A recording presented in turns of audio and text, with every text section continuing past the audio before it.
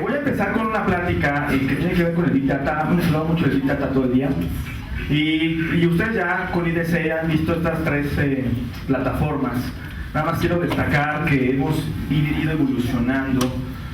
Aquellos que tienen todavía la bondad, la gracia de poder usar los mainframes, que ya llevan más de prácticamente los 60, empezaron a traer los mainframes, no se han ido ni se irán todavía. Pero sí hemos visto un cambio en la manera de cómo se está desarrollando. Creo que en la presentación también no se ve acá el título, pero yo se los digo. La evolución de las herramientas de desarrollo. Estamos viendo que ha cambiado el mundo prácticamente muy rápido. ¿Qué pasó? Tenemos prácticamente unos 30 años aquí, donde el cambio fue paulatino, cuando nos brincamos a la parte de servicios, internet, clientes, servidores, y donde en este paso creo que nadie lo vio, porque pues, fueron evolucionando también aquellas de industria de la educación, las escuelas. Entonces, lo que sí también podemos ver en este parte de esta presentación es que se desarrollaba en cascada. Aquí a algunos de ustedes les gusta el desarrollo. Yo he trabajado con desarrollo. Hay una metodología que al día de hoy se sigue usando, pero ya casi no en otros ambientes, el tema de desarrollo en cascada. Y también hemos visto que fuimos evolucionando de lo que fueron las bases de datos, estas bases de datos que eran prácticamente plain text, que se iban haciendo los appends, que iban escribiendo al final del archivo. Ahora pues estamos entrando a un mundo de bases de datos relacionales, pero también ya lo superamos. ¿Qué pasó? Y vamos un poquito al contexto de lo que es el Big Data. Si podemos ver, del 95 al 99 fueron 4 años. 4 años, a comparación de 30, hay una gran diferencia. Pero no solo eso, sino también en esos 4 años empezó el concepto de un desarrollo ágil. No nada más es la tecnología, sino también la metodología. Y si nos vamos más adelante, en el 99 fue la pospiciera, cuando por ahí nuestro querido difunto Steve Jobs anunció al mundo la iPad. En el 2000 ya existen los dispositivos. Y estamos entrando ahorita en 2009, ya existía el término Internet of Things, Internet of Everything, Machine to Machine, Protocol Communication, y para adelante. Lo que estamos viendo en estos 3 brincos de las plataformas es que también tenemos que evolucionar. La evolución es, ya no es si quieres o si podemos, es necesario. Esa evolución nos lleva solo también a pensar en nuevos esquemas de cómo podemos transmitir los datos. Todo esto parte de que hay datos. Si no, no hay cómputo, no hay computación, no hay ciencia de la computación. Pero ahora necesitamos pensar en cómo estos datos los podemos almacenar. Ustedes piensen un poco en el concepto de cualquier Twitter, Facebook, Google. ¿Cómo creen que Google trabaja? ¿Cómo creen que Yahoo trabaja? Bueno, un poquito para darles una historia de estos 2 grandes eruditos de Big Data. Por ejemplo, Doug Curtin, ¿alguien conoce a Doug Curtin? Hoy llévenselo en su cabeza. Doug Curtin es el padre de Hadoop. Y el Hadoop es el kernel del Big Data.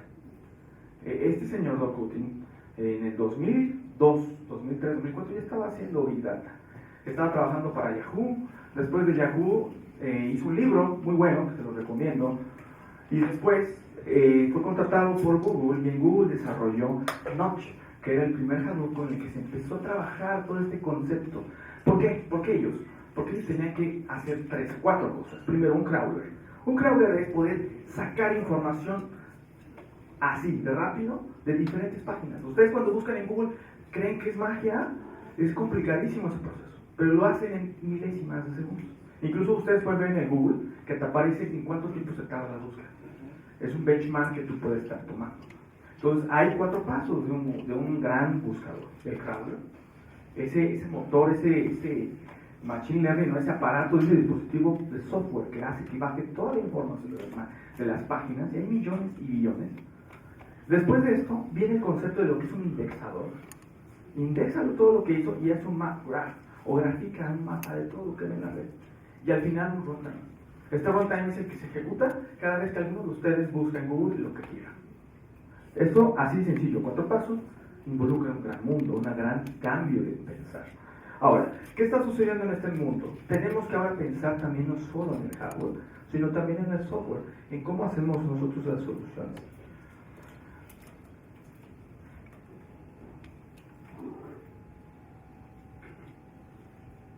Bien. No es nuevo saber que proyectado incluso por nuestro compañero que presentó IDC, 30 billones de dispositivos para el 2020. 30 billones de dispositivos para el 2020. 7 billones de personas, seguimos creciendo. Y millones de nuevos negocios. Al día de hoy estaba viendo una lista de Zetanet, por ejemplo, alguien ha visto Zetanet en Twitter. Estaba tuiteando, por ejemplo, los 36 gadgets. Bueno, hay gadgets para lo que ustedes no se imaginan. Una maleta, por ejemplo, que se pesa por sí misma. Y entonces ya te puedes decir si el peso es o no para que se vaya arriba o se vaya abajo. Además de que si se pierde, te avisan, me perdí. Entonces, ya no se te puede perder la maleta, ¿no? Unos ejemplos de algunos gadgets. ¿Han escuchado este de Nest? Algunos de ustedes. Es un termostato. En México y en Latinoamérica yo creo que no usamos mucho el termostato porque creo yo, y no sé ustedes díganme, pero a pesar de todo México tiene uno de los mejores climas. Aquellos que están volando por todos lados, es bellísimo México en ese aspecto. Por ejemplo, hemos hecho desarrollos en otros lados donde, por ejemplo, esta máquina de agricultura lo hace con precisión. ¿Por qué? Porque tiene ya una serie de dispositivos sensores que están midiendo dónde es el lugar adecuado para plantar la semilla y cuándo es el lugar o el momento adecuado para darle agua a esa semilla y cuándo hay que recolectarla. Bueno, los Google Glasses es una... ¿Alguien de aquí tiene un Google Glass? ¿Alguien lo ha visto? Sí. ¿Alguien se ha topado, por ejemplo, con Google en los centros comerciales? En los centros comerciales. ¿No? Y a mí ya me tocó uno acá en el sur, donde va una persona con una bolita arriba, como las que ven en las pistas, tomando fotos 360 de todo lo que hay dentro de la plaza. México, en México. Sí, o sea, no estoy diciendo de Estados Unidos. Bueno, los drones. Sí, hay una regulación de los drones, para aquellos que no lo saben, hay una regulación. Ya puedes tener un permiso para que tú puedas mover tu dron y hagas juegues con él. Pues el tema, por ejemplo, de los lentes, los pupilentes, ¿no? Que también te pueden controlar la presión. Aquellos que tienen problemas de la córnea y todo esto, pues con un pupilente de esta naturaleza ahora ya te vas a poder ver qué tanto va incrementando tu problema. Todos estos son gadgets, pero la verdad el gadget no funciona si no hay nada, si no hay algo atrás. El gadget por sí solo no funciona, necesitamos algo más. Ahora vamos un poquito más adentro. Ustedes conocen que hay 3 internets. No hay Internet 2, que es el que se hizo y sigue existiendo para el computing, y luego vemos ese tema, que es para la educación. Son tres caminos, 3 grandes vías del Internet. El Internet del consumidor, es decir, que tú y yo vemos al diario. Ese es donde tú te conectas, donde tú estás ahí. El Internet empresarial, donde a lo mejor exista, por ejemplo, Prosa, que está mandando un montón de datos de todo lo que está pasando por las tarjetas en los centros base 24 y todo este show de nosotros. Y el Internet industrial. ¿Saben cuál es el que deja más dinero? El industrial. El industrial, ¿por qué? Porque ahí hay vida o muerte. Piensa en por ejemplo, en donde están los aviones, simplemente. Tienen un centro de monitoreo en tiempo real. Aunque se caiga, lo tiren, lo que pase, se sabe. Se tiene ya control sobre el tipo. Pero también no solo es el medio. Hay nuevas cosas que se están desarrollando como los nuevos protocolos. Ahora conocemos el HTTP, pero hay más protocolos que se están desarrollando, porque este mundo viene más rápido de lo que ustedes creen, mucho más rápido. Esto ha hecho que las cosas, y sobre todo el sentido del negocio ha cambiado. El valor es otro. Lo vemos con los taxistas y no toco el tema más allá. Pero cambió. Mejor hacemos la aplicación y seguimos adelante. Así sucede con muchas empresas. Estaba viendo, por ejemplo, en Twitter de Netflix que en el día donde fue la celebración del Back to the Future, dice que McFly llegó y ya no estaba Blockbuster porque se los acabaron. Entonces, imagínate que ya no solamente la aplicación genera un nuevo negocio, se genera un nuevo ecosistema. Un nuevo ecosistema donde todos se ven beneficiados. Ahora sí es el momento de los grandes thinkers, o aquellos que son mentes pensantes, que les ocurren ideas que hace unos 5 años eran, con todo respeto, estúpidas. Al día de hoy son las mejores. Aquel que se le ocurre lo que antes, ¿no? Puede ser cierto. Existen tantas soluciones, tantas ideas que no se han llevado a cabo. A empresas en Estados Unidos se dedican a patentar esas ideas. El gran negocio, como lo decían sus compañeros, a veces es la patente. ¿Por qué? Porque ahorita ya se pueden hacer. Ya no es cosa de un futuro irreal, ¿no? Ya no es cosa de la película de Volver al Futuro. Incluso hasta me siento mal porque nos hubiera tocado que en ese día que cuando se supone que llegó McFly acá, hubiera volado, ¿no? Yo creo que se hubiera podido, pero no nos atrevimos. Entonces, una aplicación genera un ecosistema y esto se puede ver de muchas formas y sobre todo el beneficio es para todos. Entonces, ¿qué pasa? Necesitamos un gadget, necesitamos un producto, ¿sí? El que genera el dato. Todo este tema del Big Data, y es lo que platicábamos, y hemos platicado con todo este equipo de Frozen, nos hemos dado cuenta, los tecnólogos, estos bichitos, es como cuando ustedes se fijan que hemos tenido ciclos, la tecnología son péndulos, y así se va a seguir. Llega acá y regresa, y son péndulos. Empezamos teniendo grandes computadoras, mainframes, después las hicimos muy pequeñas, después nos dimos cuenta que no, las hicimos grandes, y estamos jugando ahí. Lo que es una realidad es que en todos esos ciclos de la tecnología, en esos ciclos, los datos no se han ido. Esta es la esencia de la computación, esta es la esencia de lo que los que aquí estudiamos ciencias de la computación nos involucran los datos. ¿Sí? Y entonces, vamos a ir a ese punto. Tenemos que tener el contexto de lo que queremos hacer. ¿Qué se te ocurre? ¿Cuál es la intención de esa idea? Y sobre todo, más que un cliché, es una realidad en tiempo real. Antes hay cosas que se pensaban que no se podían hacer porque no existía el término tiempo real, y lo dejo así entre comillas, porque el tiempo real es un concepto muy amplio. Pero para fines prácticos puede haber un delay de milisegundos, pero tú para ti es tiempo real, cosa que antes no existía, ¿no? Y si vamos a ver este tema, también tenemos que entender que hay 4 o 5 grandes pilares del Big Data. Crecimiento de los datos. ¿Cuántos de ustedes, por ejemplo, se acuerdan que existían estos Windows 3.0? ¿Cuánto tenía, por ejemplo, un disco duro? Alguien que me queda. Yo no estuve en esa época, pero. 10 gigas. 400 megas. 20 megas. ¿A cuánto te ven? Ahorita, ¿cuál es la más chafita que sale ahorita? Casi un tera, ¿no? 2 teras. Los celulares, ¿en dónde andamos? 32, 64, 128. Ahí está el cambio de que los que ¿por qué estamos más despacio? Porque hay un gadget, ojo, el gadget véanlo como algo tangible o intangible. Hay un gadget que te genera una necesidad. Los keymakers nos gusta generar necesidades. Dependencia.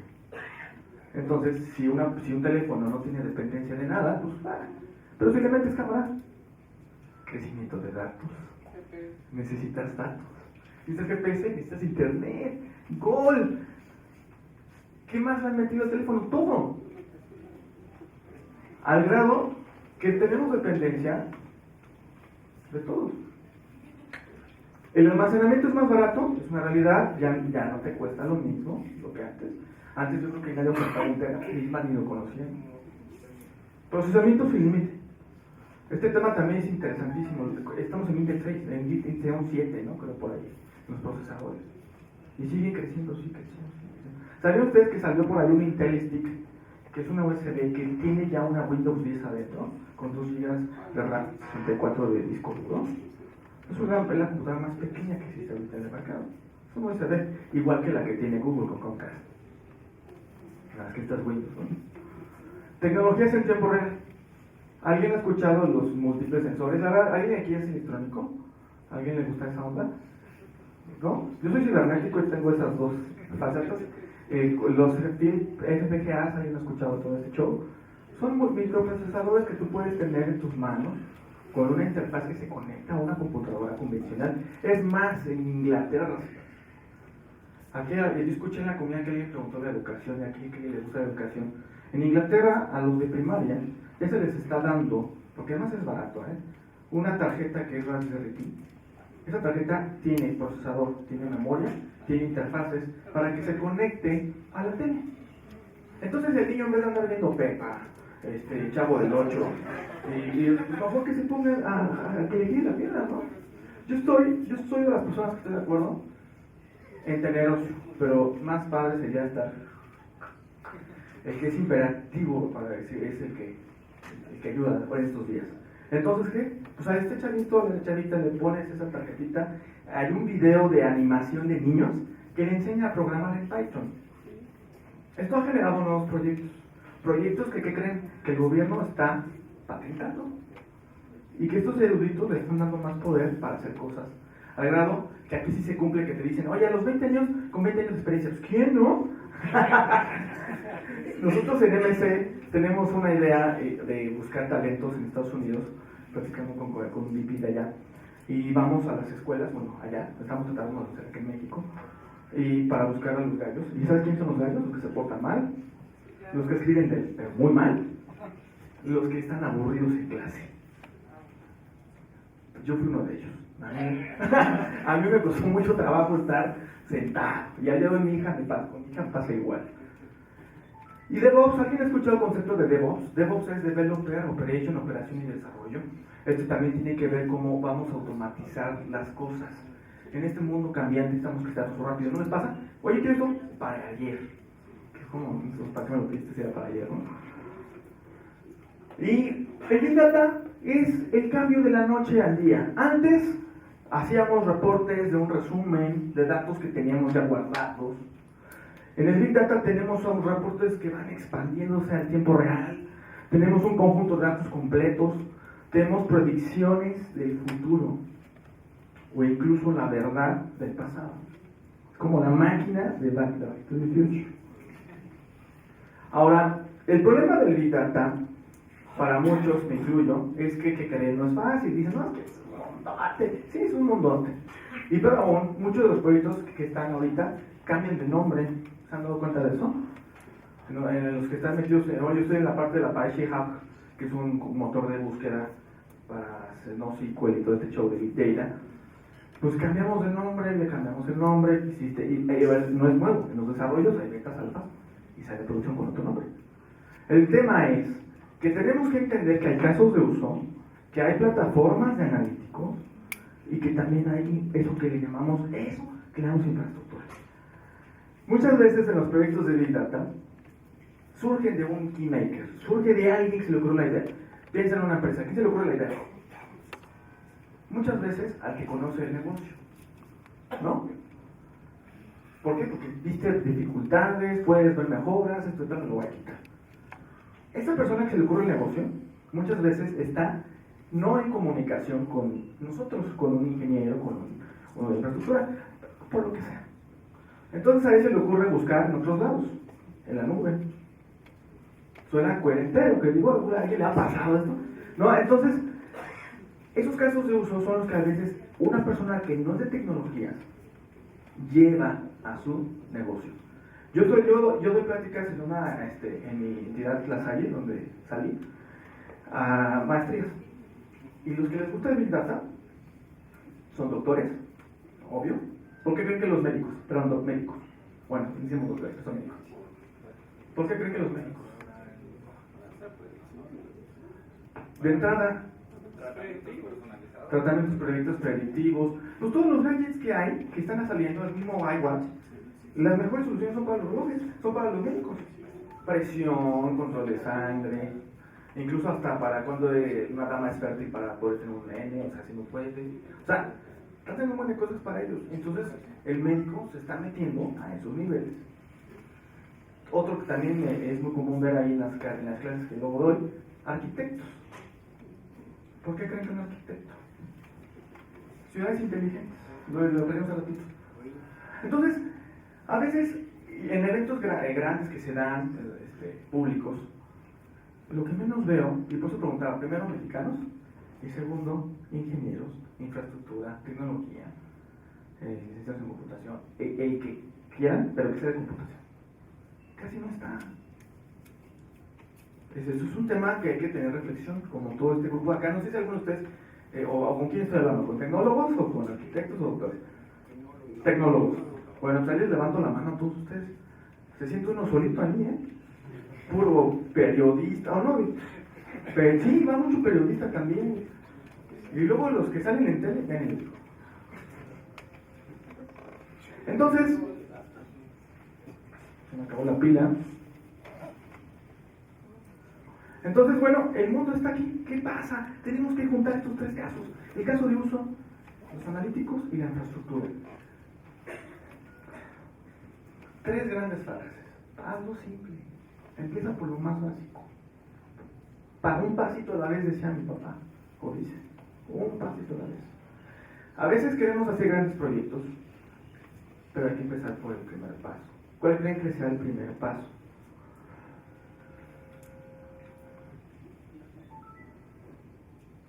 Reunir los datos. Otra vez, back to the basics. ¿Por qué todo este show? Por los datos. Y aquí voy a poner una pregunta importante. Cuando hacemos un proyecto de Big Data, yo soy en la parte, luego no es parte de la práctica, pero hay un montonal de roles en un proyecto de Big Data. Yo estoy en el rol de los teques, de los técnicos, de los que nos gusta juntar con Hadoop todo este show. Estos son los data engineers, los ingenieros de datos. Los ingenieros de datos nos enfocamos en los datos.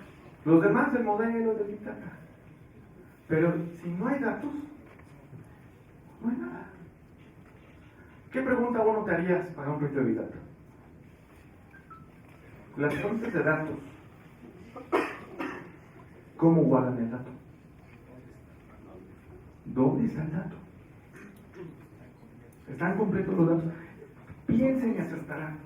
El tema son los datos.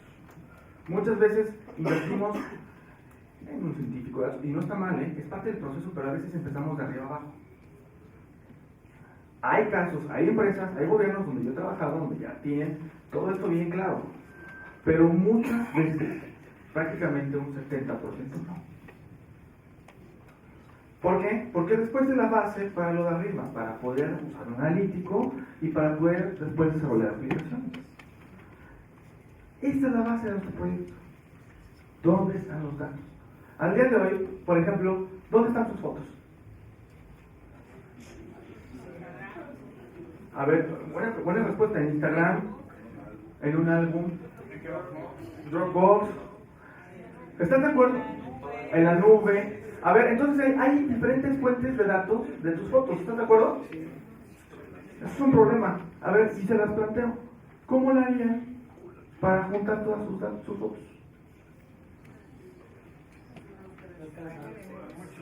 Es mucho trabajo. Eso traspolado a la industria. Llevo, a veces me dicen especialista, pero a veces me da cosa porque ya no sabes si te alientan un muertito, ¿no? Y llegas, a ver, que lo diga el especialista. ¿Qué digo? No, pues a ver, ahí tienes esos datos allá. Espérame. Hold on. Antes de traer las dos, hay que ver cómo lo hacemos para juntar esos datos. Ese proceso se le conoce como el data collection, la colección de los datos. Así como ustedes piensan que es no tan fácil, tampoco complejo, no quiero dejarles que no se puede, no, sí se puede. Sí, es lo que voy a aclarar. Pero sí hay que entender que hay que pensar en eso. Recuerden, ¿dónde están sus fotos? Punto. Estos son los 6 pasos. Nosotros damos un curso de Data Science. Esos son los 6 pasos que nosotros proponemos para llevar un proyecto de Big Data. El descubrimiento, la preparación de los datos, la planeación del modelo, la construcción del modelo, es comunicar esos resultados de este modelo, y si todo sale bien, operacionalizamos este modelo. Porque no puedes hacer, a ver, piensen en Nissan, piensen en Audi, no van a hacer un carro así en producción en serie, ¿verdad que no? Hacen un prototipo. Este prototipo se le conoce en el mundo de Big Data como el sandbox. Sandbox. El sandbox es donde tú vas a sacar tus fotos de Instagram, tus fotos de Facebook, las de tu computadora, las del teléfono, las de tu novio, las que te robaron, y las vas a pegar en un sandbox. Bueno, este concepto de sandbox, ¿qué crees que pasa? Tienes tu foto en Facebook, ¿correcto? En Instagram y en el sandbox. ¿La tienes duplicada cuántas veces? 3. A lo mejor para nosotros no nos cobra Instagram, no nos cobra Facebook, ¿verdad? Para la industria tener 3 veces la información no costea. Está complicado ahí. Ahorita voy a entrar a este punto. De todos estos 6 pasos, la experiencia y lo que está documentado, no por mí, por muchos, es que el segundo paso es el más complicado. Es incluso donde te llevas más tiempo, porque iteras el proceso. Porque en el descubrimiento, más para aclararlo, es aquel donde ustedes dicen, a ver, ¿cuál es tu idea? ¿Cuál es tu famoso caso de uso? ¿Qué vas a hacer? ¿Qué se te ocurrió? En el descubrimiento, en la preparación de los datos, ¿qué datos hay? ¿Cuántos datos dónde están? ¿De qué tamaño? ¿En qué fuentes? ¿Qué tipo? ¿En qué momento me los da? ¿Tengo que ir por ellos? ¿Ya me los trajo? Así de sencillo. Pero esto, piénsalo iterativo y consume más tiempo. Por transferencia, por la máquina, por el modelo que el ingeniero de datos tiene que hacer. Después planeas ese modelo. Ya pasando estas fases, bien, ahora sí, un data scientist, un matemático, fue traído de la luna, que nos ayuda a hacer un modelo, después construirlo, hacer el big data, caso de uso, qué te está dando de resultados, y si esto es lo que estabas esperando, entonces sí, operacionalizarlo. Les dejo claro, los casos de uso, los modelos matemáticos son a prueba de ensayo y error. No hay fórmula. Aquí no hay de teorema de Pitágoras, no existe aquí el caso no existe Isaac Asimov, Isaac Newton, no. Y entonces es un ciclo que tiene que ir construyendo mejoras, ¿sí? Ahora, entonces les decía de este sandbox, aquí pongo 3 veces. Duplicar información 3 veces es muy complicado, es costoso, no conviene. Es por eso que en un principio, cuando empezamos con este journey to the big data, muchos nos enfocábamos en este punto. Al día de hoy nos seguimos enfocando en este punto, pero hemos superado la duplicidad de los datos. Este es el panorama general de lo que nosotros conocemos como un Big Data Federation. Federation, y no lo comenté y lo puse en el logito, nada más para aclarar, es un conjunto de empresas que nosotros traemos ante ustedes, y sobre todo por medio de Torres. MC, VMware, PCE, Pivotal, VirtuStream. En conjunto hacemos grandes soluciones, donde tenemos que tener datos, ¿sí? Aquí se va a ir todo eso que es infraestructura, aquí van a estar los datos, donde vamos a tener una serie de nodos virtualizados o físicos, como deseamos, para poder tener un ecosistema de datos y que estos puedan ser procesados y analizados en diferentes tipos de soluciones de terceros para ser presentados en diferentes formas. Esto es una arquitectura muy alto nivel de lo que conocemos como el mundo del Big Data. No voy a hablar de todo esto, que no acabamos y luego nos echamos 5 horas. Me voy a dedicar a la parte de acá abajo.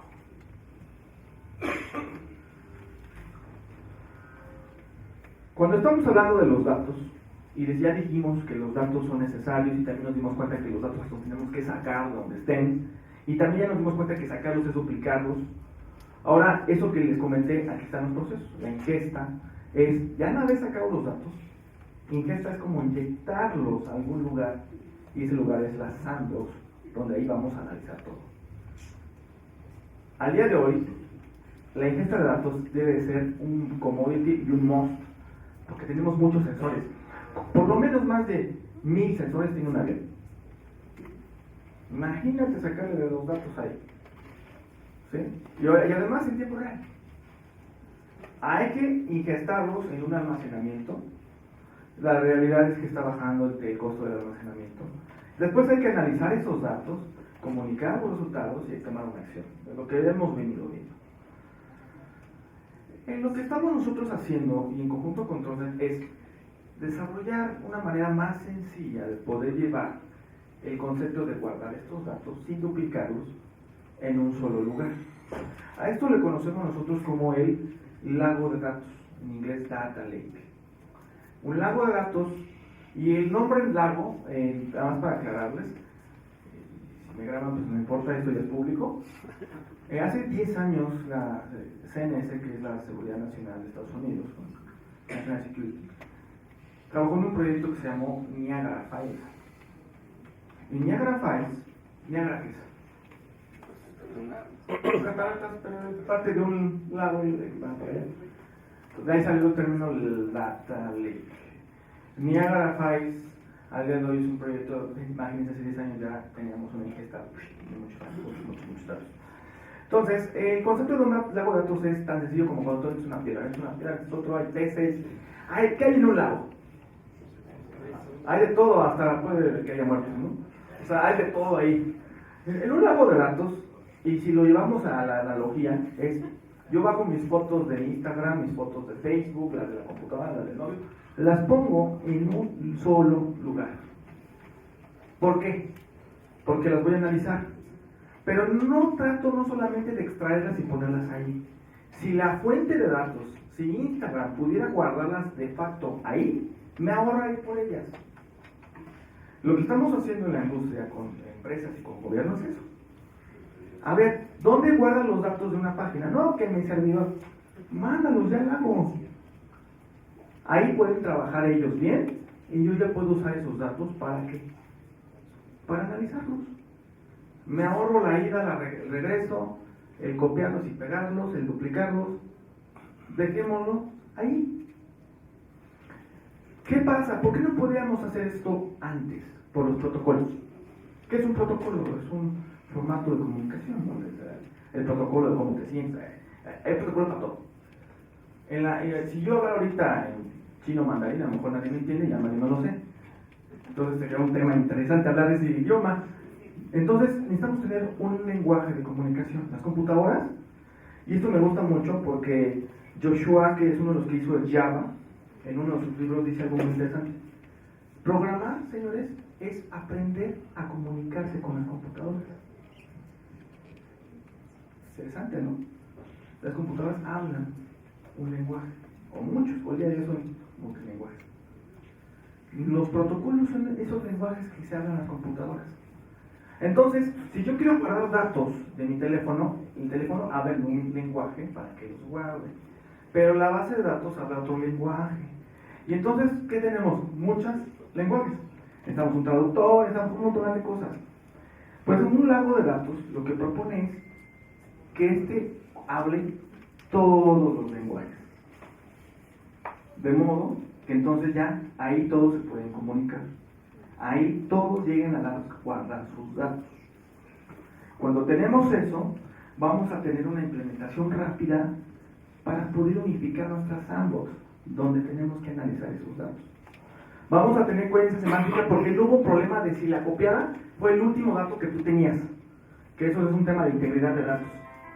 La seguridad, vamos a tener un control de acceso. Hay un solo punto donde están los datos. Oye, pero puede ser un único punto de falla, no te preocupes. Tenemos replicación, hay alta disponibilidad, hay esquemas HAs, hay todo esto se está desarrollando ya. En automático, no quiero, así lo mando, así se guarda. No necesito más. Eso ya está sucediendo a día de hoy. Y el autoservicio, con base a las políticas, a las cuotas y todo esto, yo sí voy por el dato que puedo tener. Yo lo hablé en chino y yo lo recibo en francés. Esto es un tema tecnológico, me voy a bajar un poco. Que lo guarde en REST y que lo lea en HDFS. Un proyecto de Big Data es un ecosistema. Es un proyecto donde no solo involucra la parte de TI, como lo hemos visto, la parte del negocio, los analistas, los científicos, los ingenieros, los consumidores. Todos están generando a día de hoy datos. Muchos datos. Piensa tantito, ¿cuántos datos crees que generes tú al día? Tú. Un churro. Ahora nada más hay que entender que el dato es cuando ya se volvió. Donde estamos, por ejemplo, a lo mejor tú dices ahí, tu jefe se ¿dónde estás? Ahora eso multiplícalo por los millones de gentes que hay en todo el mundo. El problema de todo esto, ecosistema, es que los que se están llevando utilidad, profit, nuevos negocios, son los que piensan en usar estos datos. La oportunidad es inmensa. Si ustedes quieren hacer un proyecto, seguro hay datos. Seguro hay datos. Estoy trabajando también para el concepto de Open Data, datos abiertos a nivel internacional. Los datos los queremos abrir, los que se puedan, claro, para poder agilizar este ecosistema. Prácticamente, esto es lo que les quería presentar el día de hoy. Que se lleven ustedes tan práctico como el día de hoy, que en un proyecto de Big Data lo más importante son los datos y que lo más importante también es que los datos los podamos juntar en un solo lugar para después explotarlos, sin duplicar esa información. Eso se le conoce como Data Lake. Oh.